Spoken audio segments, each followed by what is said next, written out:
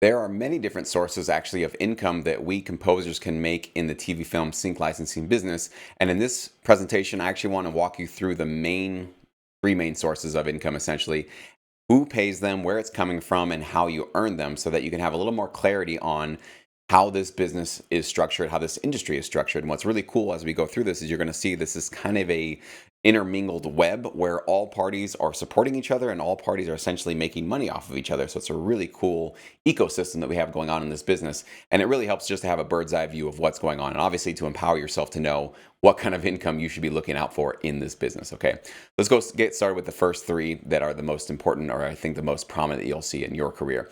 First are consideration fees. We'll talk about what those are. Second is sync fees. Those are when you actually get a placement. We'll talk more specifically about those.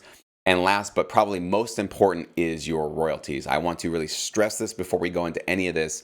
Of the three types of income, if I had to take my choice on which one I'd want to keep and forfeit the other two, I would keep my royalties 100% of the time. I would never want to give up those because my royalties is what's allowed me to do this full time to secure passive income that's lasted me over 14 years now. So the other two forms of income are certainly great, but they are short term and they are essentially one time only when you get your either your contract or your placement.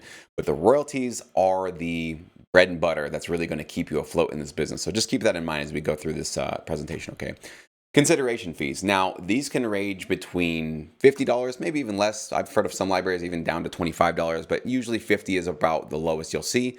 All the way up to, I've heard of $1,500 per track. Now, I've never personally gotten $1,500 per track, but it definitely does exist. And I know people personally who have secured those kind of larger consideration fees per track when they signed with the library. So this is a type of income, it's a placement or a payment rather, that's coming from music libraries paid directly to you in exchange for you allowing them to license your music. And as I say there, it's only usually going to come from exclusive libraries. Non-exclusive libraries have no real incentive or reason to be paying their composers out consideration fees because they're giving you the option of taking your music and also distributing it in any other non-exclusive platform or any other monetization platform you'd want to do.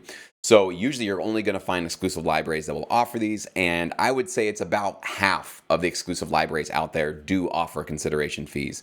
Why don't all of them do that? Well, it would be great, obviously, if they all could give us some money when we send our music to them. But some of them are structured up in a way where it's just not possible for them to fork out money up front. Usually it's maybe on the smaller end, kind of boutique libraries. It doesn't mean, again, don't think that because they can't give you a consideration fee, they therefore can't get you great placements and great royalties. That's not the case at all. You can get a great contract with an amazing company, amazing library with strong relationships.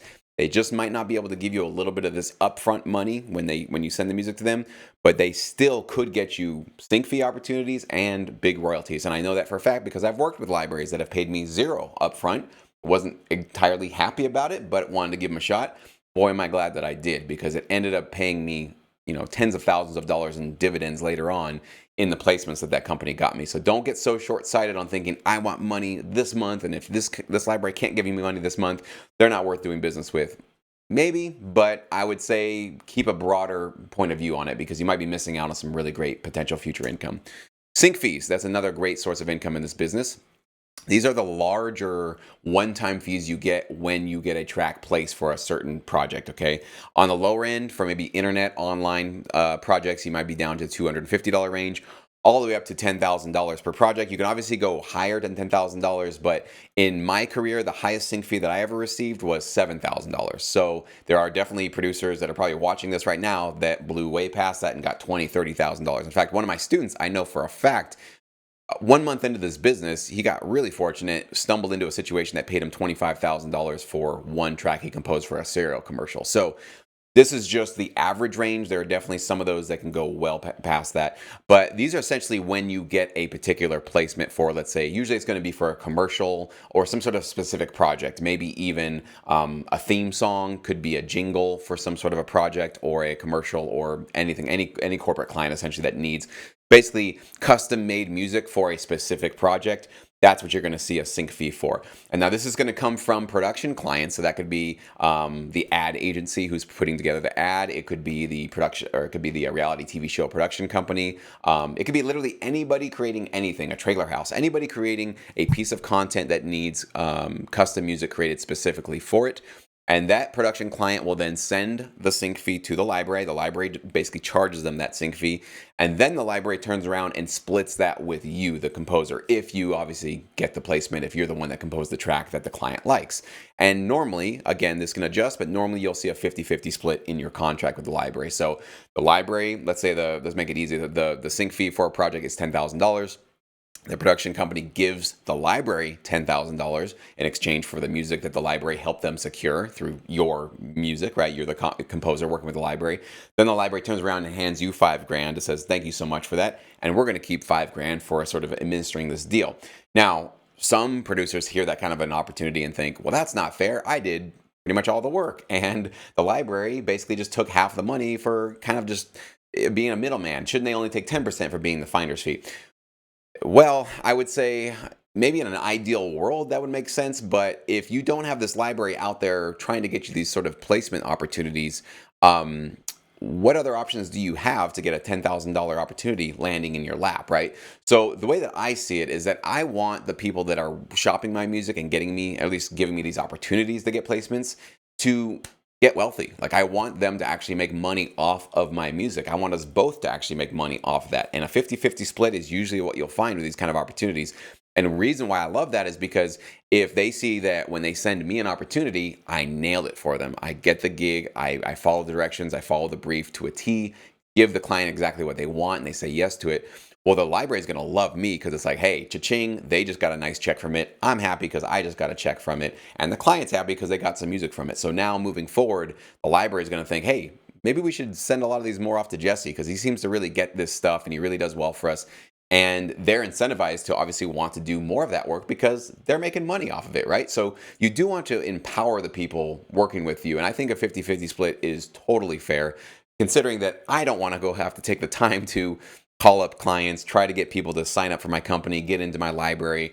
I don't have a library, but just to run all that sort of back end stuff and to wine and dine people, it's a lot of work, guys. So if you want to go do all that work, God bless you, go start it. If you really want to just do kind of what I've been doing, which is just making music, then enable and empower those who are helping you to make income off your music to make some money as well. Okay. Now, royalties, of course, the biggest, most important source of income you really need to protect basically with both hands and both arms. You obviously can see individual placements down that are fractions of a penny to well over six figures per year, basically. So if you're in your first year, you're going to be closer to that first number. So I'm just going to burst your bubble right now. My first royalty was 14 cents. I know that some producers are maybe getting $25 their first time, $50. So in the beginning, it's going to be very small. And as you get your royalties that are stacking up more and more, you'll get, your royalty statements every single quarter. You will see individual royalties that are going to be fractions of a penny all the way up to multiple thousands of dollars. I've actually seen both in my career. I've seen royalties that are literally 0.001, maybe even smaller than that, especially with some of the streaming royalties. I had one track that got me 9 seconds of a placement, earned me over $1,700, one placement. Okay. And that's, and I have hundreds, if not thousands of placements now that are coming in every single quarter. So it's a large range, but the strategy that basically I've always told you about is to sort of create a large number of tracks so that even if you get a lot of smaller royalties, it builds up into full-time income. But let me go ahead and get back into how are royalties generated and who's paying who. Okay, so royalties are basically being paid from networks and cable companies. Also, you could say radio stations, anybody that basically has a broadcast medium where performance royalties are being generated from them, and performance royalties are being calculated and sort of tracked. Okay, but generally, our biggest bread and butter for this industry, and especially everything that I've done in my career, is TV. Right? It's going to be networks. It's going to be ABC, NBC, CBS, and then it's going to be all the cable channels. And then, of course, now we've got the streaming services as well. So they're actually paying us composers via the PROs. That's why you have to have a PRO to start collecting your royalties. All right. So BMI and ASCAP are the two main options you got here in the US. And basically, how it works is BMI and ASCAP are kind of like, this is a bad analogy. They're not like this, but it's the best I can come up with. They're kind of like the mafia. And they sort of go around to all the networks and the cable companies and they say, hey, we would love to have you use our music for all of your, productions and whatever you're doing.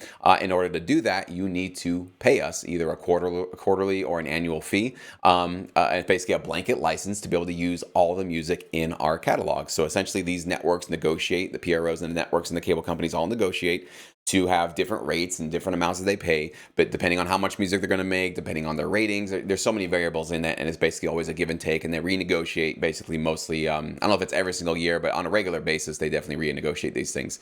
And so you basically have this big pool of money from all these networks and cable companies, and the PROs, for me, it'd be BMI. They essentially collect all that income, and then as they're tracking the cue sheets, which is basically a record of, okay, which track got placed on which TV show for how long and in what manner, all these variables basically come together. They have a sort of an algorithm, they run it all through, and then they spit it out to composers like us. And basically that's how you get your quarterly check, is 9 to 12 months prior to your check.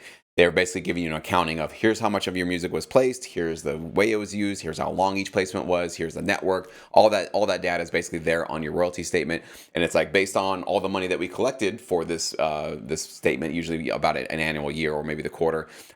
This is how much we can divvy out to our composers. So it's going to basically change and fluctuate depending on how much these cable companies and networks pay the PROs. So that big, if you want to call it just like a big pie of money, it changes. Some years it's going to be smaller. Other years is going to be a little bigger, depending on many variables. But this is why the PROs are, for right now, your best friend, because they are the only way for you to start creating passive income with your music through TV, film, sync licensing. In the future, we are definitely going to have, I know for a fact, we're going to have new ways to collect royalties. We're going to have blockchain technologies, which are coming up online right now. We're going to have more transparent ways of collecting royalties. There's going to be whole new distribution methods. There's going to be new places where you can get placements. There's going to be new outlets and new entertainment mediums, essentially, that we can't even think of right now. So all of this is obviously going to evolve and change as we go forward. But right now, as you're watching this in 2022, this is basically your three main sources of income in this business.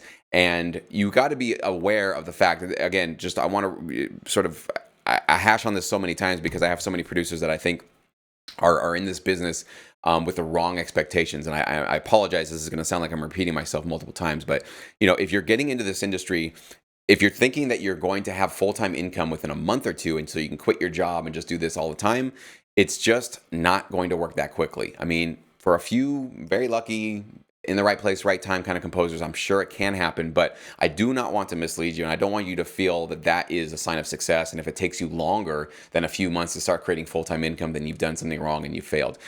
My realistic timeline to take these three sources of income and turn it into a full-time income for yourself is 2 to 5 years. So if you're really cranking out music, if you really know what you're doing, and you're really creating licensable music and working with the right companies, which, shameless self-plug, that's why I created Sync Edge and Sync Academy. And now with pro feedback, you can actually know for a fact that your music is competitive and licensable. That's why I created all those services. But if you're doing all that stuff from day one, then you can get closer to that 2-year mark where you can basically start doing things right the first day, work with the right companies, create the right kind of music, and make sure that you are doing all that you can to bring a service mindset and a useful set of music to the clients that you're going to be working with. If you want to struggle, if you want to do it all yourself, if you want to just stab in the dark like I pretty much did in the beginning of my career and have hundreds of tracks essentially collecting dust, even though they're in maybe a catalog somewhere, not getting placements though, because you don't really know what you're doing, you haven't really done your research, and you've just been sort of throwing stuff out into the ether and hoping that something sticks and something works out for you.